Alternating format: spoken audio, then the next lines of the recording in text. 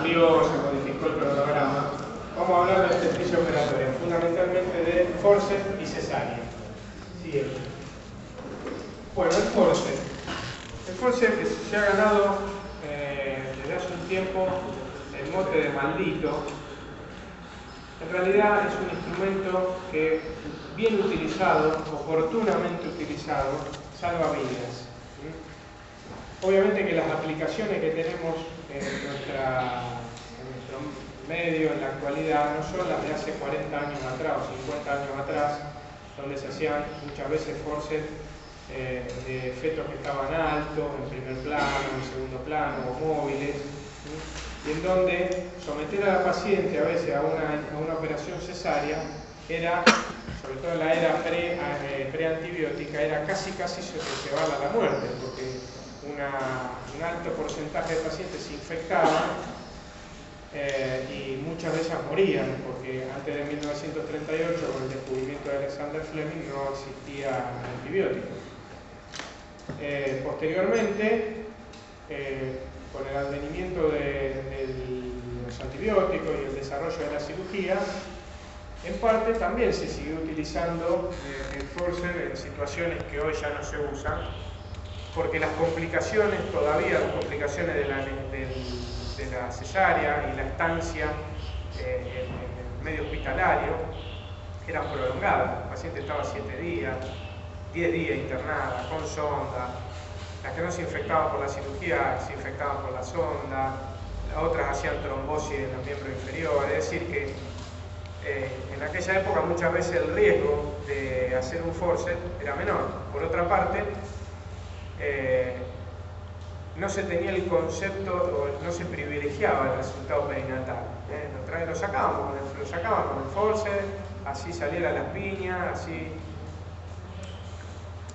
no le entrara después 2 más 2 en la escuela porque había estado en sufrimiento fetal. El concepto era distinto. Por supuesto, algunos estudiaron medicina, después no tuvieron problema. Siguiente. Bueno, el forceps, para hablar acerca de este instrumento, ¿qué está pasando? Hay directos y indirectos. Los indirectos son los clásicos que tienen forma de tijera, porque las ramas se cruzan.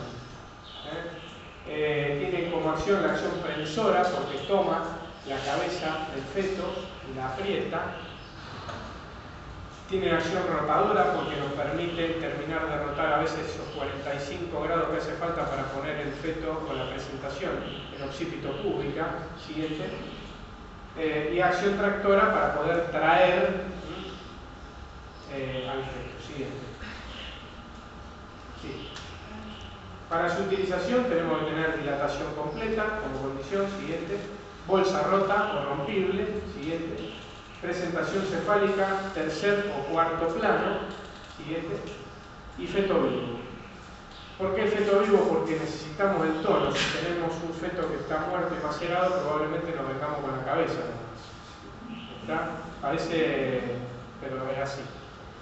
Hoy por hoy estamos utilizándolo fundamentalmente, acá ven que está el tercer o cuarto plano, porque las tomas que hacemos son tomas de alivio, pacientes que están agotadas, que no pujan, o en pacientes donde tenemos que sacar sí o sí ya el chico, por ejemplo en un sufrimiento fetal agudo, que está en dilatación completa, que empieza a ser de 2 y que está en tercer plano. No podemos estimular la contractilidad y esperar que baje a cuarto plano y que entre en el periodo expulsivo, porque probablemente lo saquemos asfixiado.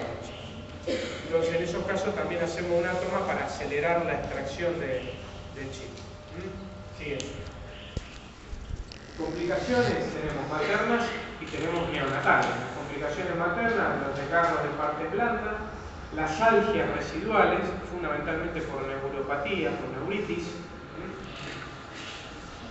y las fetales, podemos tener lesiones de parte blanda, sobre todo cuando uno no hace una buena toma y no sujeta bien el forceps, no tiene esa condición que era la prensión sobre el cráneo. A veces se puede zafar el forceps y las cucharas pueden generar un desgarro en el cuero cabelludo, un escalpo por atricción. Siguiente. Cefalomatomas, que son hematomas por debajo del cuero cabelludo, no me preocuparía en lo más mínimo. Sí, parálisis facial, quisiera no tenerla nunca. y eso es por compresión, en general son reversibles, pero tarda, y la verdad que yo como padre no quisiera tener un chico con una parálisis facial aunque sea reversible. Siguiente. Y ya pasamos a cesárea. Acá nos vamos a playar un poquito más. Sabemos, entonces, por todo lo que yo les expliqué, que la tasa de cesárea estaba aumentando. Hoy por hoy, con lo que se llama la maternidad segura, centrada en la familia, etcétera, etcétera, etcétera, inclusive hay un artículo en la ley que habla de negativa materna al trabajo de parto, porque dice que la madre es dueña de su propio cuerpo y puede negarse a tener un parto vaginal, y eso lo vemos mucho en el medio privado. ¿Por qué? Porque la vecina tuvo un parto y el chico le salió con el ojo verde y uno azul. Porque la hermana en el trabajo de parto se le murió el pibe. Porque en el parto anterior estuvo muy dolorida y fue muy prolongado y el chico nació deprimido y fue a neo.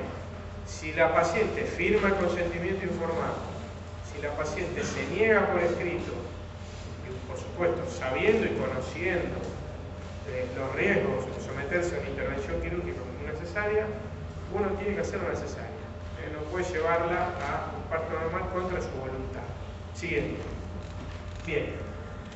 Primero hacemos la anestesia, que es una anestesia de tipo espinal, peridural o raquidia. La raquidia toma más rápido, depende esto del anestesiólogo, cada paciente con su límite.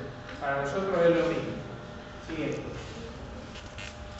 Hacemos una incisión, en este caso es una incisión de Pfannenstiel, que además de ser estética, porque queda debajo del elástico de la bombacha o tapada por el vello púbico, lo que le hacemos un poquitito más abajo, aparte es menos eventrógena que la otra que se hace así, o que se hacía, pero si no se hace más, que es la mediana infraumbilical. Tiene menos riesgo de eventrarse la paciente. Siguiente. Abrimos la piel, abrimos la pared abdominal, hacemos la laparotomización, abrimos plano por plano. Debajo de la piel tenemos el tejido celular subcutáneo, después tenemos la aponeurosis, separamos la aponeurosis, separamos los músculos rectos anteriores del abdomen, abrimos el peritoneo, siguiente, abrimos el peritoneo y nos encontramos con el útero, donde vamos a hacer la histerotomía, que es la apertura a nivel segmentario y también transverso. Está siguiente. Hoy ahorita hacemos el siguiente, la extracción del chico, acá en este caso era una podálica, fíjense que acá tenemos la cola del bebé y por presión, cuando el abdomen está pasando por el agujerito que hicimos en la panza, que lo hacemos un chiquitito por cuestiones estéticas, a veces lo tenemos que agrandar porque no podemos sacar chico, está expulsando a través del ano meconio. Acá tenemos el cuerpito afuera, acá hay más meconio y acá tenemos la cabeza, que es lo último en salir, que muchas veces tenemos que emular las maniobras de Brach o de Mauriceau para poder sacar la cabeza.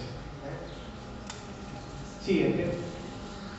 Bueno, después hacemos el cierre plano por plano. Cerramos el útero, cerramos el peritoneo, cerramos la aponeurosis, que es lo que le da fuerza a la pared, por lo cual tiene que estar bien suturada.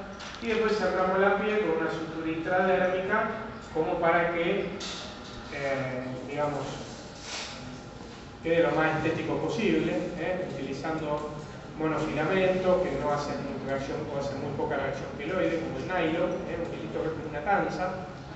Esta paciente pasa, si no tuvimos ninguna complicación, va a pasar a la sala de internación. A las 4 horas va a tener que empezar, apenas sienta las piernas, que se pase el efecto de la anestesia, hay que indicarle movilización en la cama de las piernas. ¿Para qué? Para favorecer el retorno venoso y disminuir el riesgo de trombosis. A las 4 horas se va a poder sentar, al principio se va a marear un poco, por eso no se tiene que movilizar sola. Si no se marea y está cómoda sentada y bajadita o con una truza, que se pare y empiece a caminar, lo que quiera, un ratito, después se vuelve a acostar. Pero tiene que arrancar con una deambulación precoz, porque eso estimula la peristalsis intestinal. ¿Por qué? Porque cuando nosotros abrimos una panza, el intestino se paraliza, hace un hilio. Y la recuperación del hilio es fundamental para que se sienta bien, para que no le duela, para que empiece a eliminar los gases, para que empiece a comer. En el momento que nosotros ocultamos los ruidos hidroaéreos o escuchamos la eliminación de gases, nosotros o el que está sentado cuidando al enfermo, escucha los gases, decimos, bueno, música para el oído del cirujano. quiere decir que adentro de la panza estamos bien, que no está sangrando nada, que no nos dejamos una gasa, porque cualquier cosa que esté pasando fuera de lo normal dentro de la panza nos va a prolongar el líquido, por lo que cuando nosotros operamos a una paciente y a las 5, 6, 7 horas la vamos a ver y la paciente está sentada, caminando, contenta, dándole la teta a su bebé y te dice, empecé a eliminar los gases y estoy orinando un montón, nosotros nos ponemos contentísimos y allí le empezamos a dar de comer. Antes estará solamente con líquidos, a las 4 o 5 horas cuando se sentó, todavía no eliminó los gases, líquido, agua, no Coca-Cola, agua. Y cuando empieza a eliminar los gases le damos una dieta, empieza a comer y se empieza a sentir mejor. Analgésico y a las 48 horas, si está todo bien, a casa. 36, 48 horas, si el neonato está de alta, la mamá también está de alta. Esa semana va a tener que atender el bebé y nada más. No se barre, no se plancha, no se lava, no se atiende a los otros pibes, no se cocina, ni menos se lava los platos. Siguiente. ¿Está haciendo para acá?